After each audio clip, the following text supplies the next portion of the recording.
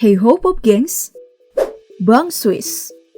Untuk kamu yang sering mantengin berita, pasti gak asing lagi dengan bank yang satu ini.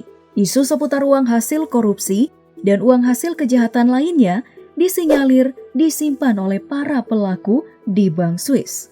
Bahkan, pada tahun 2019 kemarin, Presiden Jokowi mengklaim adanya uang haram dari Indonesia sebesar 11.000 triliun rupiah yang akan diburu pemerintah dalam waktu dekat. Ya, meskipun hingga hari ini belum ada hal yang jelas tentang bagaimana penanganan dari uang dengan jumlah fantastis tersebut. Nah, hari ini, daripada ngehalu tentang bagaimana pemerintah Indonesia mendapat uang itu nanti, lebih baik, ayo kita mengenal lebih dekat Bank Swiss di DP Explore kali ini.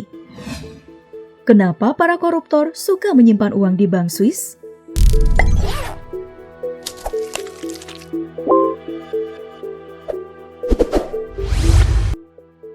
Mengapa orang kaya memilih Bank Swiss? Alasan kecintaan orang-orang terhadap Bank Swiss sebenarnya terletak dari kondisi Swiss yang sangat stabil. Sebagai negara Pasifik yang netral dalam konflik militer, Swiss juga mempunyai prestasi sebagai negara dengan peringkat ketiga melawan penyuapan. Dari kondisi ini, perekonomian Swiss selalu terbilang stabil, bahkan terus menguat. Dari grafik inflasi berikut, selama 20 tahun terakhir, mata uang Swiss, franc, mengalami inflasi paling sedikit. Setidaknya, franc Swiss sudah mengalami inflasi 0,5%, dan rata-rata mata uang lainnya mengalami inflasi sekitar 3%. Nah, sekarang nilai tukar franc Swiss bahkan lebih tinggi daripada dolar. Nilai tukar ini menjadikan franc Swiss sebagai investasi yang baik. Hanya dengan menyimpan uang di Bank Swiss, maka harta para nasabah akan berlipat ganda. Di mana lagi ya kan, ada investasi yang cuma nabung, tapi uangnya bisa nambah kayak piara tuyul. Jadi, mana mungkin ada orang kaya yang melewatkan investasi sebaik ini? Selain nilai inflasi yang kecil, Swiss juga memiliki tarif pajak rendah hingga 0%. Nah, hal ini yang menjadikan Bank Swiss sebagai surga duit untuk para orang kaya.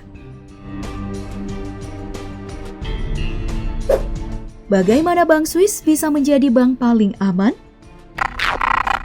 Dalam sequel James Bond, The World Is Not Enough, yang tayang pada tahun 1999, diperlihatkan sulitnya agen rahasia ini untuk bertemu seorang bankir.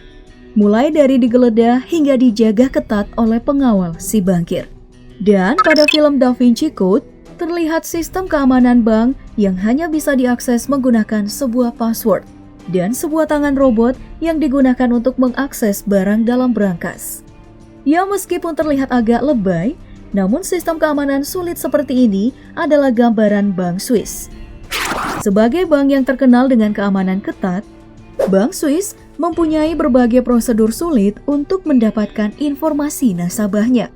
Alasan yang pertama, data atau akun nasabah tidak dituliskan dengan nama nasabah, melainkan nomor khusus yang hanya diketahui pihak bank. Yang kedua, dalam sejarahnya, Bank Swiss memang digunakan untuk menghindari investigasi hukum dan kewajiban pajak oleh sebagian orang yang tidak bertanggung jawab. Hal ini pun kemudian menjadi suatu perhatian khusus. Hingga akhirnya, Bank Swiss setuju untuk bekerja sama dengan badan hukum dan perpajakan berbagai negara termasuk Indonesia. Sayangnya, untuk mengetahui secara detail gimana mengakses keamanan dari Bank Swiss, belum bisa diketahui secara pasti.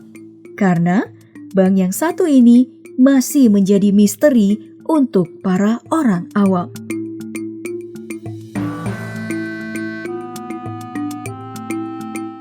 Apakah Bank Swiss masih aman untuk koruptor?